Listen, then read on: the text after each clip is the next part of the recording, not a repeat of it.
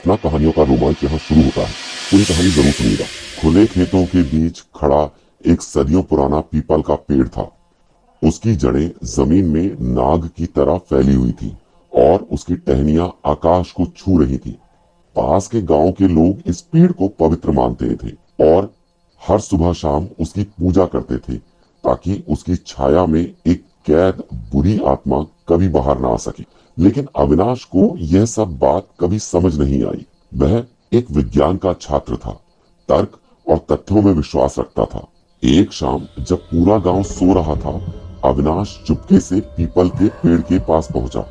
उसने उसकी मोटी जड़ों की तस्वीरें ली और उसकी टहनियों को हिलाया, ये साबित करने के लिए कि यह सिर्फ एक बड़ा पेड़ है। उसी रात अविनाश को एक भयानक सपना आया। उसने देखा कि पेड़ की छाया में से एक काला साया निकल रहा है। उसकी आंखें लाल थीं और उसके नाखून धारदार। वह परछाई अविनाश की ओर बढ़ने लगी और उसे घेर लिया। अविनाश हड़बड़ाकर नींद से जाग गया। उसने चारों तरफ देखा लेकिन वहां कोई नहीं। उसका दिल जोर से धड़क रहा था। अगले दिन कुछ अजीब चीजें होने लगी। रात में भयानक आवाजें सुनाई देने लगी। गांव के जानवर बेचैन हो गए। कुछ लोगों ने दावा किया कि उन्होंने पेड़ के पास अंधेरे में आकृतियां देखी हैं। अविनाश को डर तो लगा, लेकिन उसने फिर भी उन पर यकीन नहीं किया। एक रात अविनाश जाग रहा था। उसकी आंखों में नींद नहीं थी। उसने अपनी खिड़की से बाहर देखा तो उसकी सांसें रुक गईं। पीपल का पेड़ भयानक रूप ले चुका था।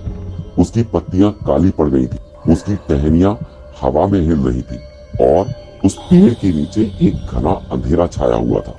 अविनाश को लगा कि उसके सपने वाली परछाई धीरे धीरे उसकी ओर बढ़ रही है। परछाई अचानक उसके आगे आ गई। अविनाश के रोंगटे खड़े हो गए।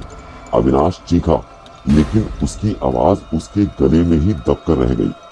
वह अपनी जगह से हिल नहीं पाया, जैसे कोई अनजान ताकत उसे जकड़े हुए हो। अचानक गांव के एक बुजुर्ग पंडित जी की आवाज चारों तरफ गूंजने लगी। वह मंत्र पढ़ते हुए पेड़ की ओर बढ़ रहे थे।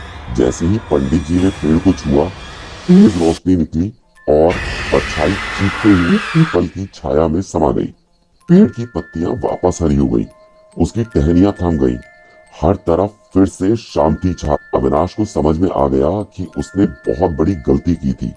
तब से अविनाश ने कभी भी पीपल के पेड़ का मजाक नहीं उड़ाया।